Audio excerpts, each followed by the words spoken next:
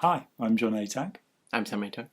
and this is about this. With wobble it for people.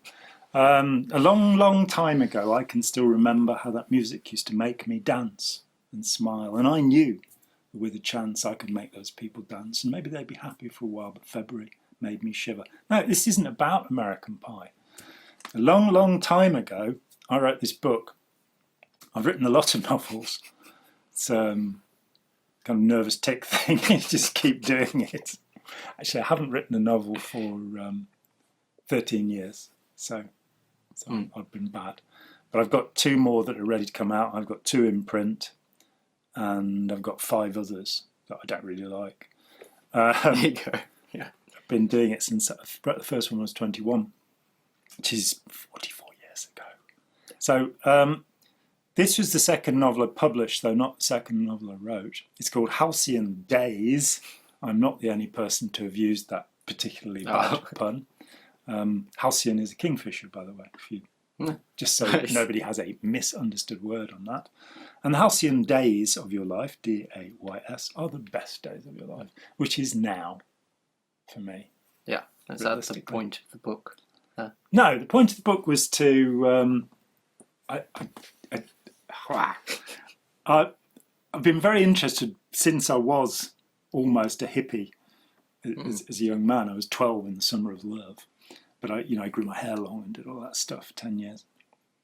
And very interested as I met many Americans over the years who've been hippies that there was something different about the American and the English hippie. Now, the American hippies are well represented. Particularly, I think, the writing of Richard Brautigan, and there'll be a piece on Lyrical Wax about him, which will probably have already gone up there by the time this happens, frankly. So you can go to Lyrical Wax and see that. There'll be a link in the description below. But also you've got Tom Wolfe, the Electric Kool-Aid Acid Test, and of course Hunter S. Thompson, Hell's Angels, and various other writings that encapsulate that period in America. I got very interested. If I'm writing a novel, I go off into the history and I wander around for as long as I possibly can so I can avoid doing any work. And so writing Voodoo Child meant I got 2 years of reading about Jimi Hendrix, the Cherokee, the blues, to get this thing to occur, to happen. And it's great fun. With this book, I wanted to look at the difference, what it was like being a British hippie. So I set it in 1966. It begins in September 1966. I set it in an art college for 2 reasons. One, that's where much of the music of the 60s came from. Jimmy Page, Jeff Beck, Eric Clapton, John Lennon, Pete Townsend, Sandy Denny. They all went to art college one way or another. And Ron Wood is still painting, having come out of the decades of crazed drug abuse. A member of Rolling Stones for a long time now. He actually is a very competent painter. So art colleges were the kind of breeding ground for the music, which is the great art form of the 60s. Cinema and music are the great forms. Yeah. There's not, unless you're a kind of huge Bridget Riley fan, or say Richard Hamilton's work is quite good, Peter Blake's work is good. I'm not a fan of Andy Warhol and the Factory, though. Just heroin, chic. These 2 words just don't fit together for me. Heroin, dead. That's more... you should use the Duchamp quote. Yeah. All right, we'll use the Duchamp paraphrase, because I can't remember the exact words. In 1963, I think it was, an art critic got very excited to realise that the legendary Marcel Duchamp, the founder of all modern movements in art, Dada, Surrealism, pop, conceptualism, ephemeralism, he did them all first. And he realised he was not only still alive, but he was in New York City, having retired 40 years earlier, which was the great gesture of an artist, isn't it? It's him and Sibelius, they're the 2 who did it. Sibelius sadly didn't keep on working. Duchamp, thankfully, did. But he kept it to himself. And so the critic went to interview him, and he wanted to know what he thought about Andy Warhol and pop art and all of this. And he said something like, when you see a canvas covered in soup cans, you wonder not about the aesthetics of the artist, but his psychiatric condition. I tend to agree with that. So we're in art college. It's September 1966. You said there were 3 reasons that it was set in art college. 9 reasons. You said one of them. What are the other 2? 2 reasons. The second reason is that I was in an art college. I spent 2 years from 77 to 79 in an art college, and nothing had changed. They were the same then. I mean, now that painting's kind of been abandoned and people use Lego, or Legos as Americans call them, and Barbie dolls as their form of art. Nobody has to paint anymore, but painting was still sort of being taught when I was there, and that was all I did for 2 years. I just painted. But the atmosphere will have been about the same. And so I was able to draw upon tutors I'd had at college and use aspects of their character. Yeah, I would like the characters from your... I would like the Colonel. That's a great character. Who's the Colonel? Colonel Sanders? No, he's just called the Colonel. Oh, he's called the Colonel. Oh, I don't remember that. So, you don't remember is he at the heart of the book, the very centre? He is, yeah. He's the guy who wasn't in the army, but behaves like... it's coming back to me, I think. Good, I'm glad you remember. I read this book nearly 20 years ago. Sorry. So I'm going to have to do most of the work. Right, you do it. Is there anybody else in it that you like? Bernard. Bernard's interesting because Bernard comes from another novel. And there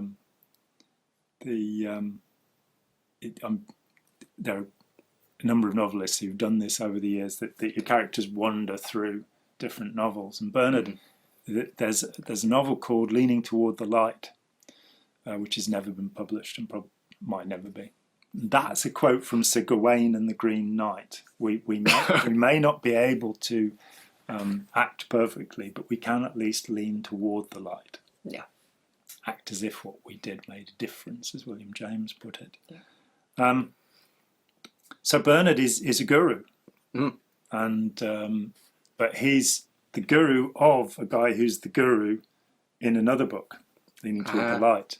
We don't actually meet Bernard in Leaning Toward the Light. We meet Harry, his disciple. We find some things out that will be relevant in another book one day, sometime.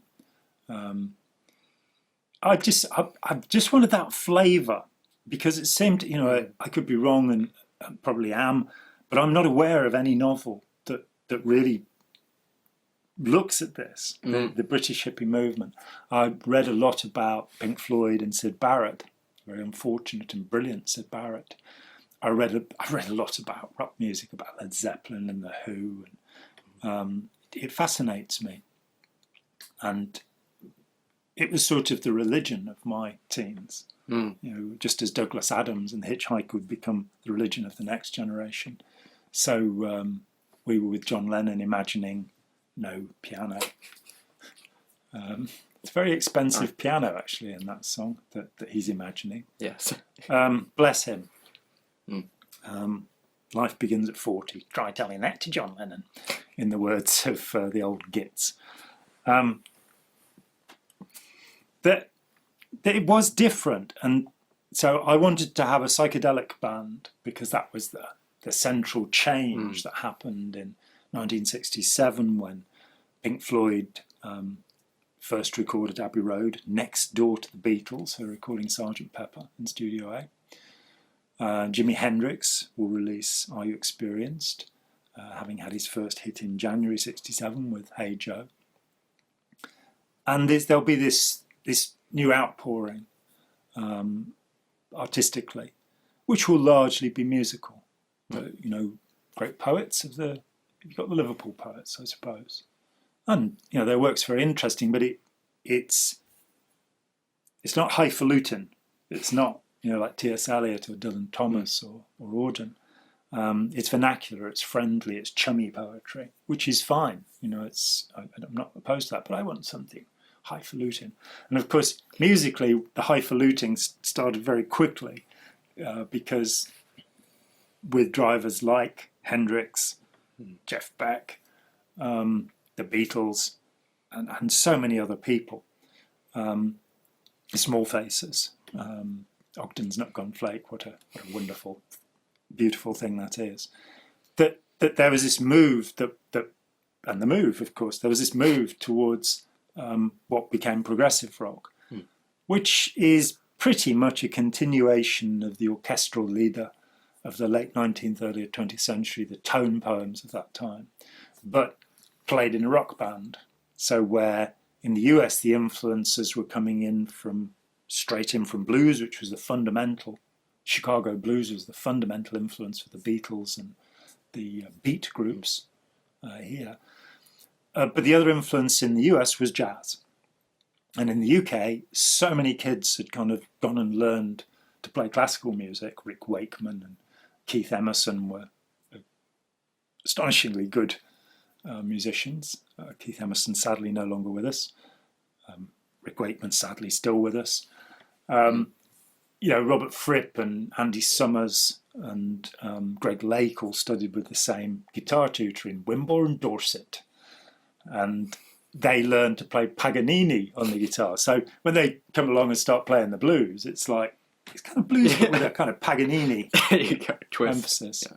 So that was all boiling up that what may be what by some is considered a trivial art form. The Sex Pistols, Johnny Rotten used to bang on about how awful Pink Floyd were while wearing a Syd Barrett T-shirt. Slight contradiction in terms there.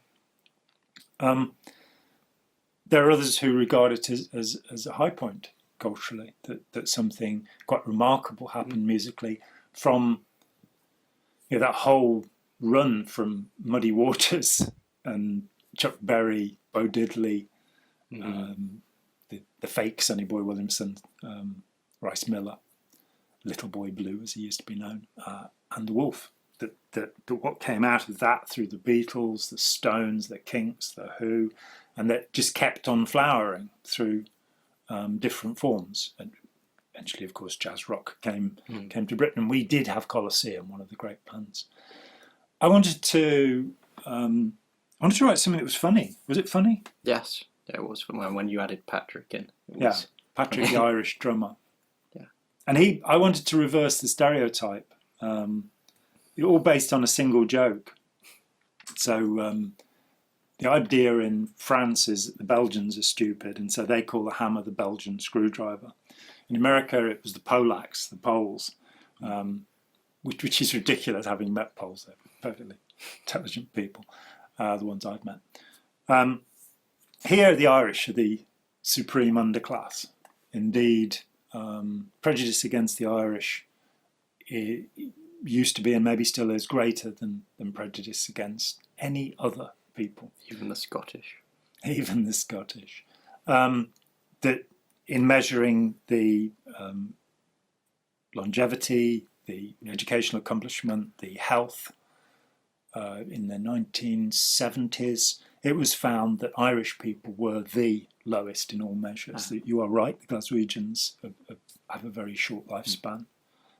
In comparison to most of Britain. But blacks who were being mistreated abundantly during that time didn't have it as hard as the Irish had it here. So this idea that the Irish are thick as two short planks. Yes. And so there's a joke, and it's an Irish guy goes to a building site and the foreman says to him, so, okay, what's the difference between a joist and a girder? And he says, well, that's easy. You have to excuse my accent here. That's easy. Joyce wrote Ulysses and Goethe wrote Faust. And I wanted to do that, the paradoxical, to have a highly intelligent Irishman who's a drummer. Contradiction in terms. Again, I'm a drummer. Not in the sense of a travelling salesman. We have to deal with the American language here at times. So Patrick comes along and he's a character in that. I actually sketched out 2 sequels to the book. I wanted to take the characters and write 40 novels about it all, and they'd go off and live their lives. Fiona, who's the cellist who... no, it's Jessica. Oh, sorry. Fiona's the No, I think you're the wrong. spiritual guide who brings Gabe to Bernard. She's the Oh, older right. female. Jessica, but isn't Jessica... See, I don't remember any of this anymore. Jessica's... Who's the young black woman? What's she called? Can't remember. She's Felicity. She's Felicity. Felicity Flip. Sorry about that. So very the strange. other I must look at my books and remember what's in them. That Felicity is a very straight-laced young woman from a very conservative African Caribbean family who has studied classical cello and ends up getting caught in this psychedelic mess. I wanted to write about her life afterwards, that I knew that she would actually become involved with charitable work and would probably run a charity in India or something like that. I just knew that. The guitar player, Gabe, got his name right? Yeah.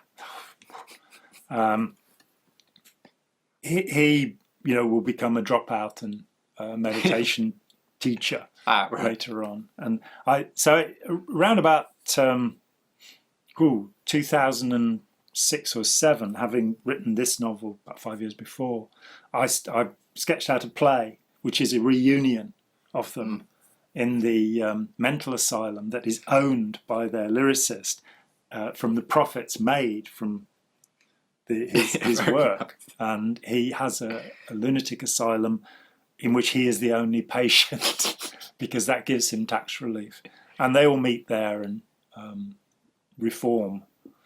But that's getting ahead of ourselves by 35 years, pretty much. Yeah.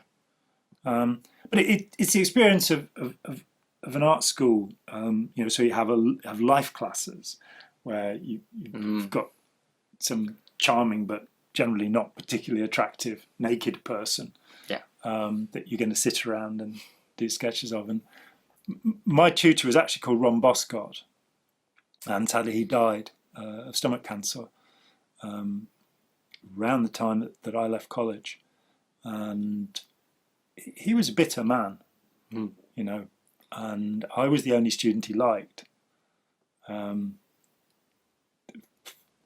I think because I caught him out. We'd be sat, you have these things called donkeys that you sit on. They're not actually donkeys, they're little wooden things. And you have a drawing board leaning up. You do this sitting down, like doing this. And I got him because what he'd do is he'd go around behind the student, he'd say, "Oh, yes, you're doing a line drawing. I think it'd be better off doing a shade drawing." And then you go to the next student, you say, "Oh, you're doing a shade drawing. I think it'd be better off doing a line drawing." And when I called him on this, and I'd only been there a few weeks, he laughed and he said, "Yeah, here's another one you can do. The students are told that you can't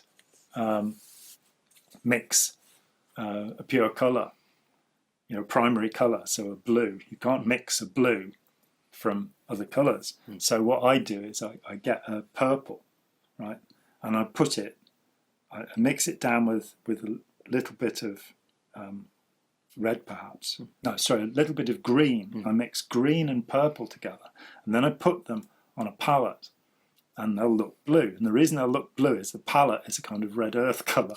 And there's a little trick that he'd managed to perform on many students to confuse their colour theory. But so he's a central character. That Ron Nesmith, is that? Yeah, and he, named after Mike Nesmith of the Monkees, obviously. It's not the same human being at all, but it gave me a stimulation to follow him. The art history teacher, his mum, that's Fiona, isn't it? Yeah. Yes. See, I'm starting to remember who I am now. Good. And what do these marks mean? Oh, I wouldn't. What's she like? Yeah, okay, let's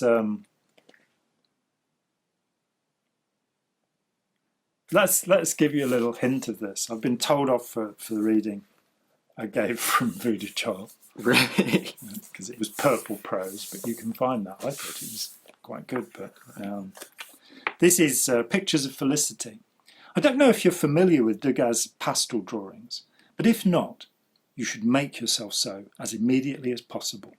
Although Degas occasionally exhibited with the so-called Impressionists, he never subscribed to their creed. He was a gentleman from a wealthy family, made rich by the American cotton trade, and therefore slavery.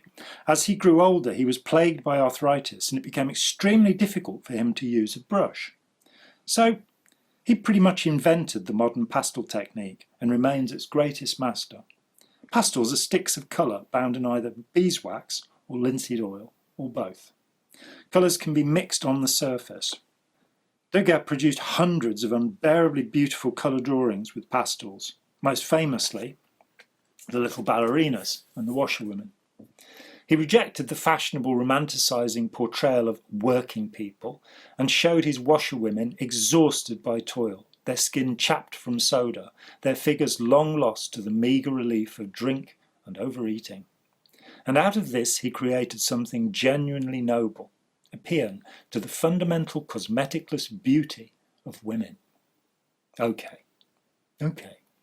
So I'm long-winded at times, and I delight in peppering my text with obscure nonsense. Purple prose embedded with the answers to a bizarre pub quiz. That's my style. You don't have to read it, now do you? The point is basically and simply this. Ron used pastel to draw Felicity, and his subject was not a worn-out washerman, but a beautiful, lithe adolescent. See here the light wrapping itself around her flank, or there the dark almost black of an aureole of the nipple, the sparkling eye and the slender digits tipped with vaguely purple nails. Yes, Ron Nesmith standing back from his easel. Yes. You aren't finished yet, are you? Jessica asked. It's the best I can do. Take a look. Felicity had become so used to her nakedness that she did not even think to put her robe back on. The two friends stood speechless before the large drawing, and for a few pregnant minutes Jessica was the first to speak. Consummate. Wasn't that the word the critic used? He was absolutely right. This is absolutely brilliant. It's incredible. Like a Rembrandt. Ron was blushing.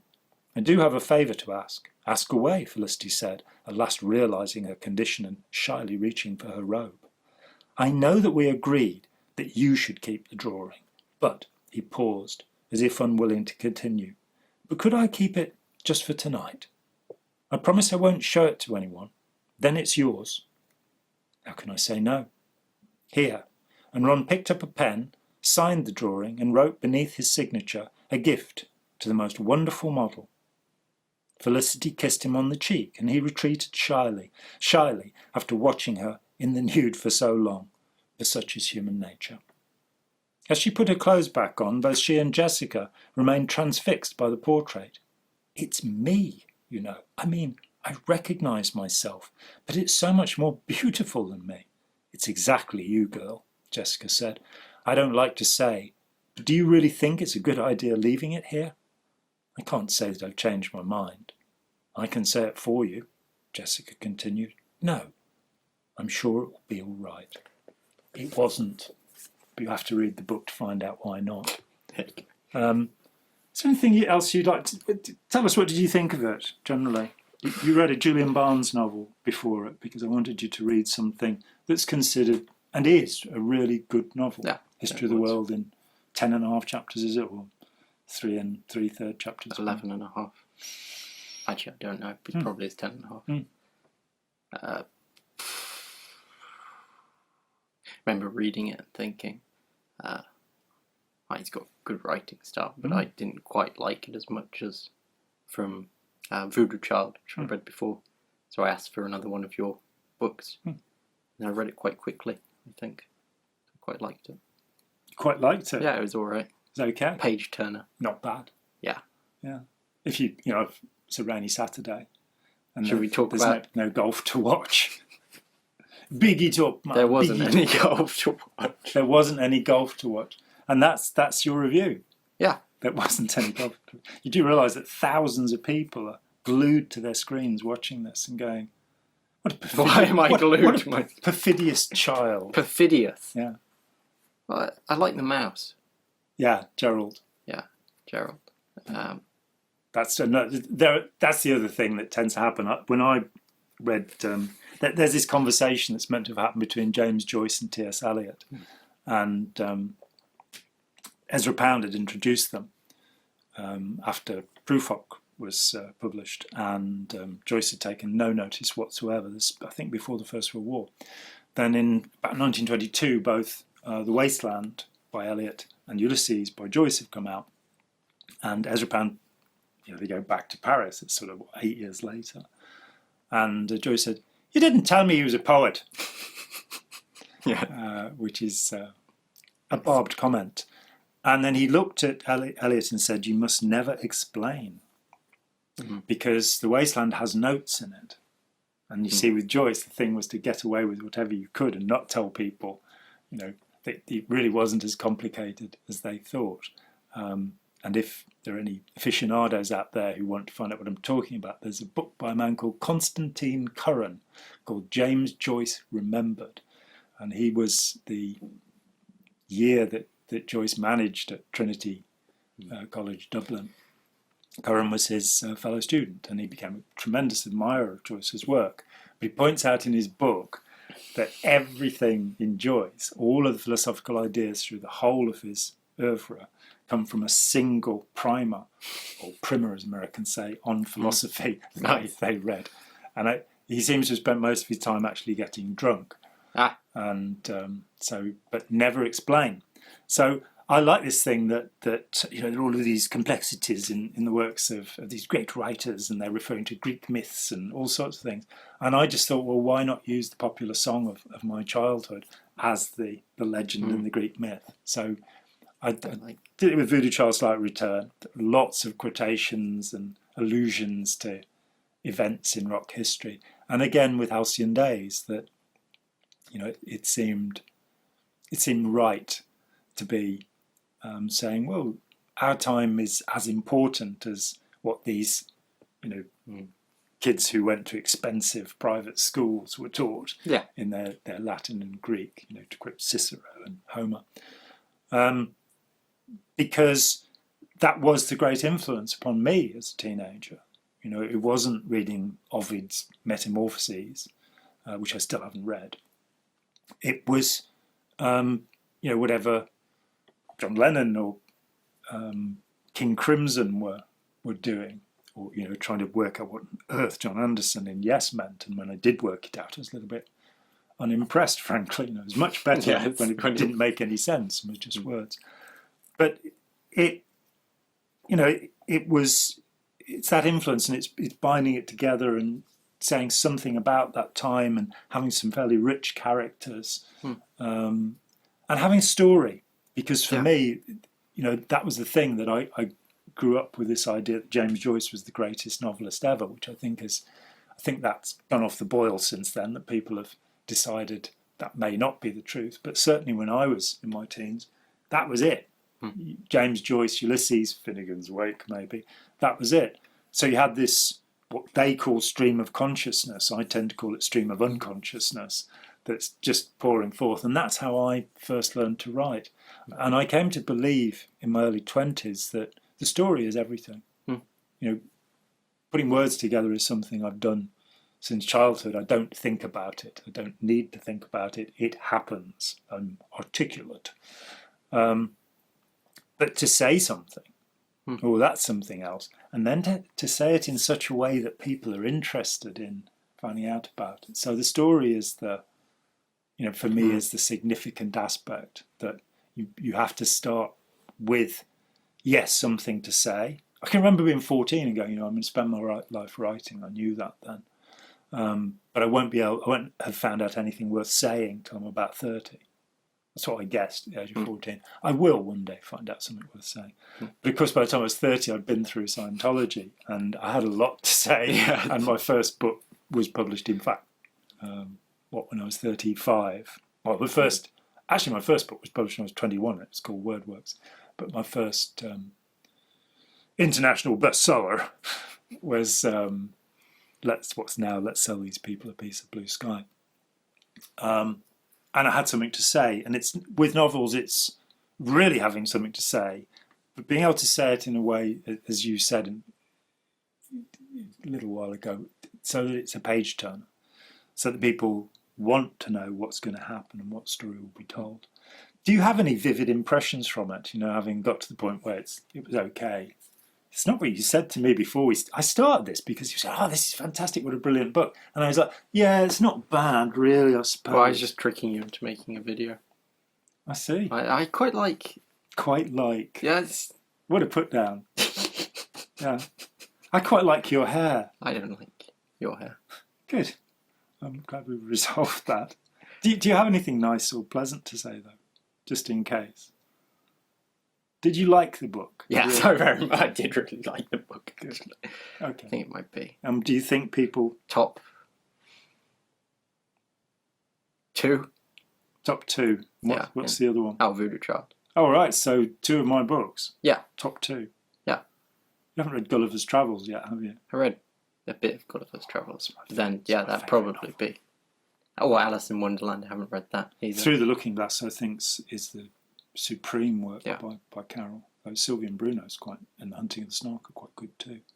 Dostoevsky's Brothers Karamazov. Anybody's out there looking for a last-minute Christmas present? It's past Christmas. It's too late. I like the reactive meandering in the author's reactive meandering in the book. My first book, Wordworks, was written while I was down at St Hill, near East Grinstead in Sussex, south of London. We'll give you an exact GPS coordinate any minute. And I sent out little surveys with single pieces from it, and they're prose poems. They're little things about how I was feeling, what was going on. They owe a considerable debt, probably, to Richard Brautigan, but in a kind of English way. And to whatever I was reading, probably at that time. The prose is a little purple in places. And I like the character Pablo in it. I thought that was a good idea. Oh, we've come back to Halcyon Daze out of nowhere. Oh, sorry. That's okay. What were we talking about? We were talking about Wordworks. We were talking and you were going to tell the story. About reactive meandering. Okay, yeah. I'll wait till we'll pretend I didn't say that, and I'll say it later. Yeah. I sent out surveys, and my great friend, this is how I met Ira Chalaf, who responded to the survey, which had a single piece from the page or two from the book, and he said that he used to write like that before he got into Scientology. Sorry, Ira, it's public now. We all know you were involved. It's more than 30 years ago that he left, and he's one of the most remarkable people in the world today. I think wonderful man. Yeah, I'm very pleased to have had his friendship for 43 years now. So he wrote me back this negative thing, which I've kept ever since and send to him every year or two to annoy him. I dedicated the first and dreadful version of the Dao De Jing I did to him, and said it was because he'd annoyed me so much that I'd reread it. He wasn't some very happy quite about nice that. things in your original Dao De Jing. Yeah, I don't like it, but having worked on it for so long. I think your latest one is perfect. Took a bit of stuff, but I sent a copy to a guy called Kevin Kember. Now, he was married to a woman called Jane Kember, who was the Guardian. She basically ran Scientologist harassment, and he trained people to do this. I didn't know this at the time. I didn't know that's what they did at all until after I left. And he sent it back, and he called it reactive meandering. And I've always aimed since then to reactively meander as much as possible. It was the profoundest insult he could come up with. And there's something that delights me when people go out of their way to, please go into the comments and try your worst. Oh, another boring, tedious monologue. I really liked the author's voice in it, especially the point where he starts talking to Patrick and Patrick starts insulting him back. That was really nice. That was from reading William Makepeace Thackeray's Vanity Fair, which is the only one of his books I've managed to read. I have tried Henry Esmond, and what's the one that Kubrick made the movie of that's got Ryan O'Neill in?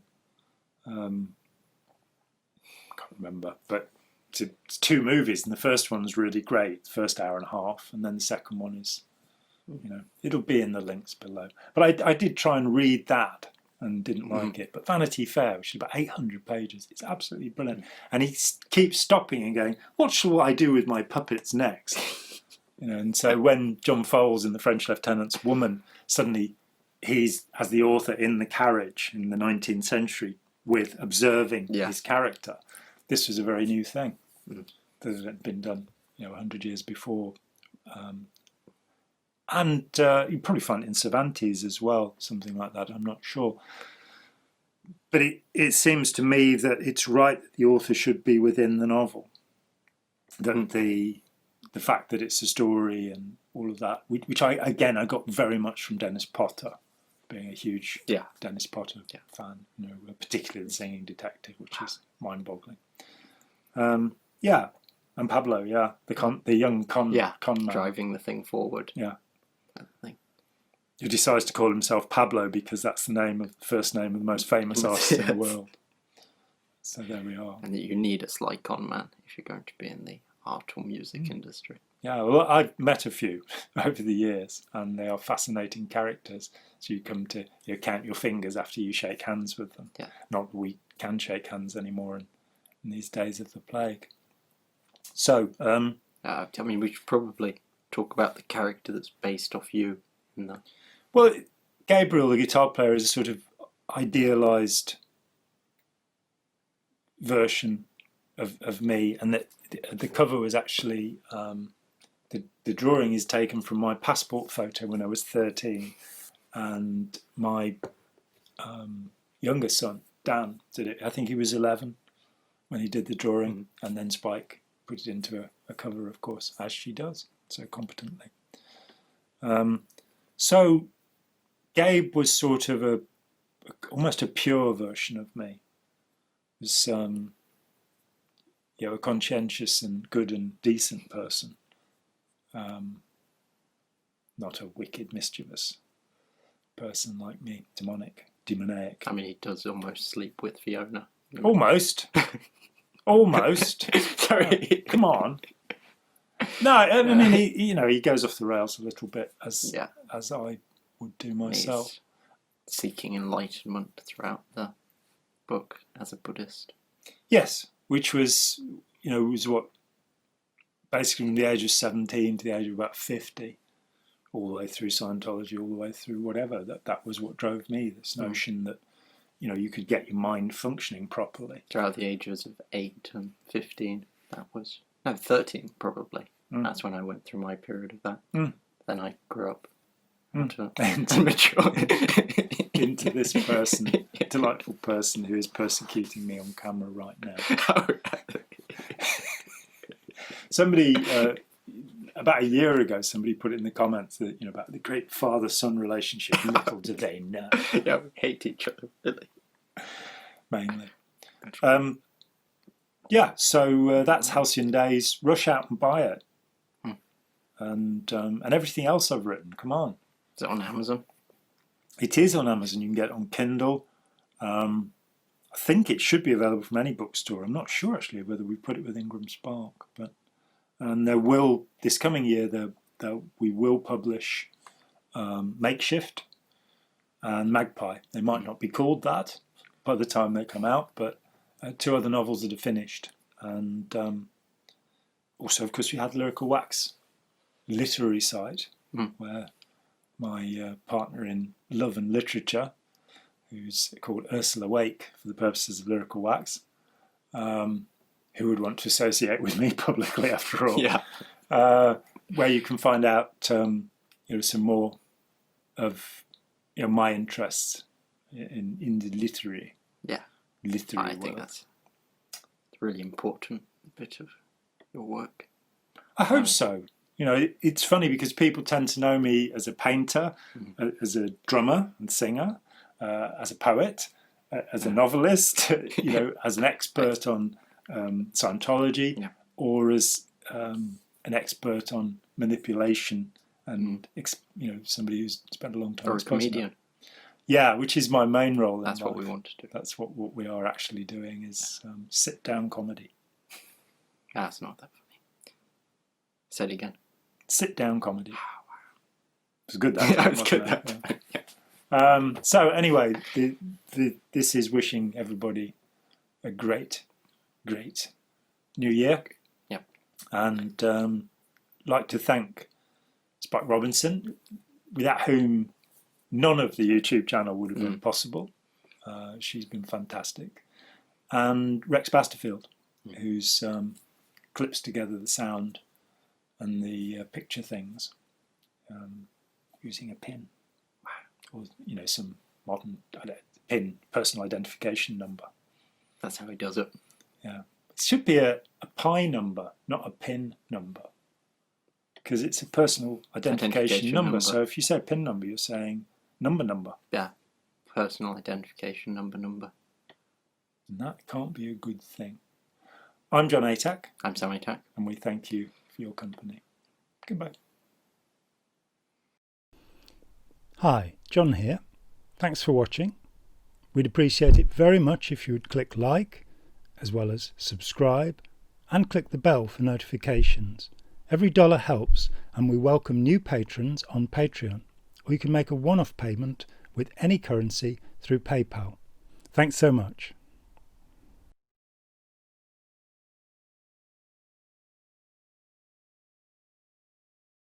It was good that Yeah, time, it was good wasn't that it? time. Yeah.